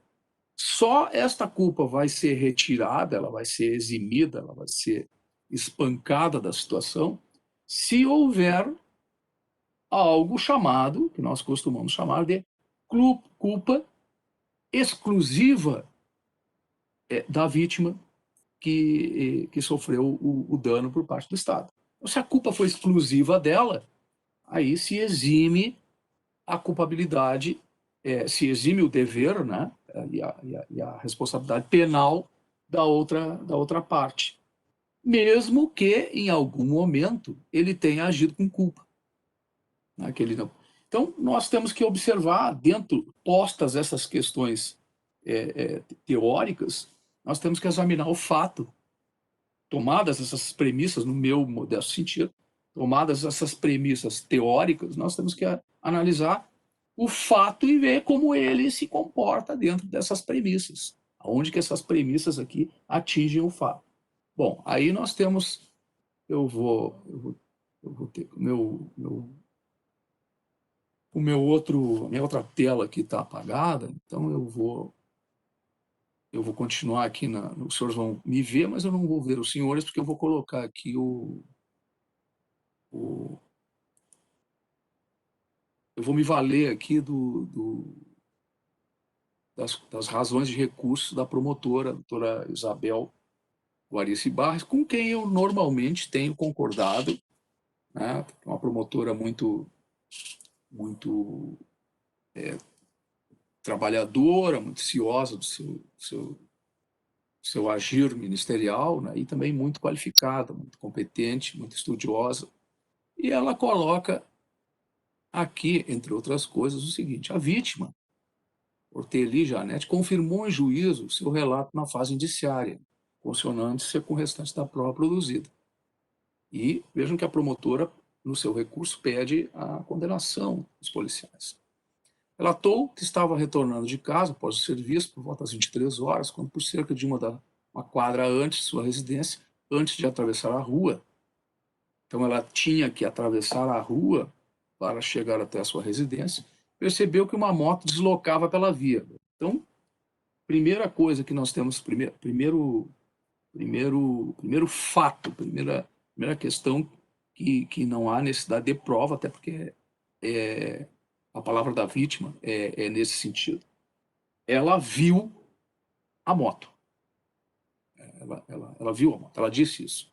Após a moto passar por ela, viu que outro carro vinha na mesma direção e acreditou ser um carro popular. Então, segundo elemento importante nesta avaliação. Ela viu a moto e também viu o carro que vinha a seguir da moto. Então, diz ela, prossigo aqui, um carro popular comum e que não viu a viatura policial, tendo em vista essa não estar com sinalização adequada, ou mesmo sinais sonoros.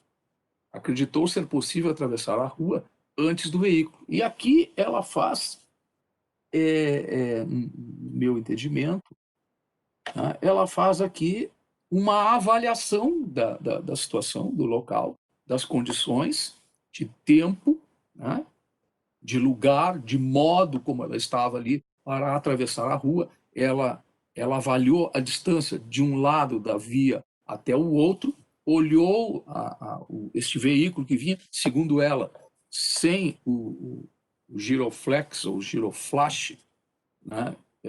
Existem várias, nem mesmo os policiais se entendem qual é o nome correto disso, nem eu sei, né? Mas uns chamam de giroflex, outros de giroflash, enfim, é a luz aquela que indica que se trata de uma viatura, de um veículo da polícia ou de qualquer outra organização do Estado. Então, diz ela que é esse sinal que não vinha nem com sinal sonoro, nem com aquele sinal luminoso. E vejam, ela acreditou ser possível atravessar a rua antes do veículo. E aqui um juízo de avaliação por parte dela. Contudo, foi atropelada pela viatura. Ou seja, a viatura andou mais rápido do que ela imaginou que a viatura estava. Referiu que, por achar que era um veículo normal e não o da polícia militar, ele viria em velocidade compatível com o local, ou seja, cerca de 10 km por hora. Muito bem. Então, nós temos aqui cristalino, pelo depoimento da vítima, que houve um erro de avaliação da vítima quanto à distância e um erro quanto ao tempo suficiente para que lhe permitisse uma travessia com segurança. Sempre lembrando que a via, o arruamento, é lugar primordialmente de passagem de veículos. A exceção é a ultrapassagem de pessoas. Tanto é assim que numa via pública nós colocamos ali um local chamado de passarela de pedestres ou de faixa de pedestres, que é o local, claro que não estou dizendo que deveria, que tem lá no local, nem sei se tem, provavelmente não, pelas características do local que se conhece, mas o Código de Trânsito prevê que tem de haver ali um local para passagem de pedestres. O que eu quero dizer com isso? que a rua ela é primordialmente feita para o deslocamento de veículos e que a exceção é a travessia de pedestres. Então, por isso, o pedestre tem que ter o máximo cuidado no momento que ele vai transpor a estrada, o arruamento. Muito bem. Então, o que nós temos aqui de concreto? A vítima viu a viatura. Isso é fato. Ela cometeu um erro de avaliação. Isso é fato. De onde eu tiro isso? Do depoimento dela. A dúvida que se tem é se o giroflex estava ligado ou não. Pode-se fazer aqui um exercício de presunção, com bastante chance de acertar, que se a pessoa vê um giroflex ligado, ela pode, em tese, se afastar um pouco, deixar a rua mais tranquila para passar, mas isso é em tese. Né? Essa presunção, ela é em tese. Mas a grande dúvida que existe aqui é se realmente este giroflex estaria ou não ligado. Nós temos o depoimento da vítima que diz que não estaria ligado. Nós temos também o depoimento de outros policiais que dizem que sim.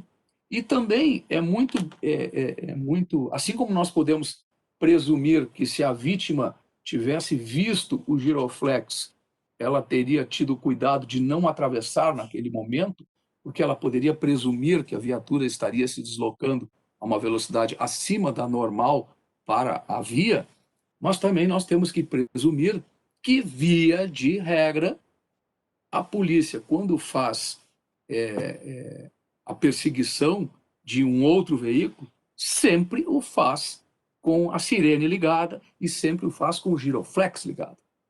Isso é fato. Né? Normalmente, né, nós verificamos, eu tenho visto, às vezes, perseguição, passa um carro da brigada, às vezes sem perseguição, até sem perseguição. É chamado pelo rádio para atender uma ocorrência em determinado local, as viaturas já ligam o giroflex, ou acionam a sirene, que é até para poder passar pelos outros veículos com mais facilidade. Então, não dá para, no meu modesto sentir, não dá para dizer que a vítima mente ou que os policiais mentem. Eu acho que nós temos aqui uma grande dúvida, né, de quem efetivamente falou a verdade. Se os policiais, que dizem que ligaram o giroflex, e nós podemos presumir que, via de regra, eles assim procedem, ligam o giroflex e ligam a sirene, ou se a vítima, que disse que não estava ligada e por isso ela imaginou que daria tempo dela atravessar o arruamento. Então, para mim, restou uma dúvida aqui insanável, e em razão desta dúvida insanável, eu não me sinto seguro para punir os policiais por essa conduta. Por isso, pedindo vênia aqui ao meu amigo, ilustre doutor procurador Silvio Munhoz, eu vou ficar com as razões já externadas no parecer do doutor Fábio Costa Pereira, e também em trechos aqui que foram pensados das razões de recurso da doutora Isabel, e vou encaminhar o meu voto no sentido de concordar e acompanhar o voto da eminente relatora. Meu voto, senhor presidente. Obrigado, doutor Amilcar. Abro para discussão. Alô. Alô, Vossa Excelência. Doutor Amilcar? Ok. Nenhum magistrado inscrito para discutir. Passamos a colher os votos dos demais desembargadores. Desembargador Coronel Brum. Senhor presidente, eminentes pares, eu acompanho o voto da ilustre embargadora militar Maria Emília Moura da Silva.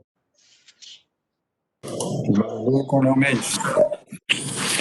Senhores, eu até nem ia me manifestar, né? Eu já adianto que vou acompanhar a ilustre relatora, mas dizer que e cumprimentar os PMs, aí, principalmente esses que atuam no patrulhamento motorizado, que a gente sabe da dificuldade dessa atividade tão importante para a segurança das pessoas.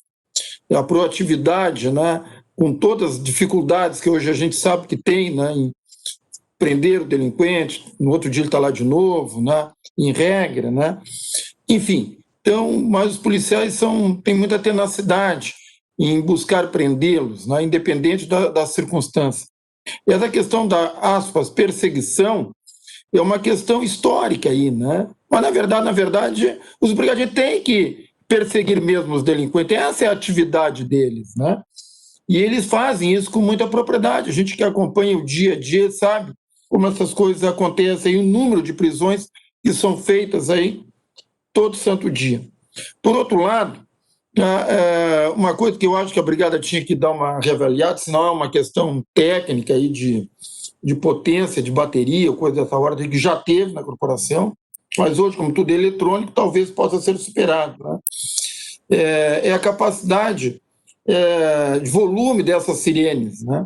A gente sabe que os carros dos bombeiros, por exemplo, quando ele aciona a sirene, 1 quilômetro dali todo mundo fica sabendo, que aquele sai da frente. E uma viatura não é assim, a amplitude ali não é tão significativa. Mas, de qualquer maneira, né, eu vou acompanhar a relatora, né, e também a exposição do doutor Amilcar, que bem aprofundou também a matéria, e absolvendo os servidores. Essa é a minha manifestação, senhor presidente. Obrigado, desembargador Mendes. Dito isso, então, o tribunal, à unanimidade, nega provimento ao recurso da apelação do Ministério Público, mantendo a absolvição do soldado Davidson Jonathan de Souza Nascimento, com base no artigo 439, letra D, tá? Do Código de Processo Penal Militar, em combinação com o artigo 42, terceiro do Código Penal Militar. Dito isso, então, eu agradeço a presença. Pois não. Então,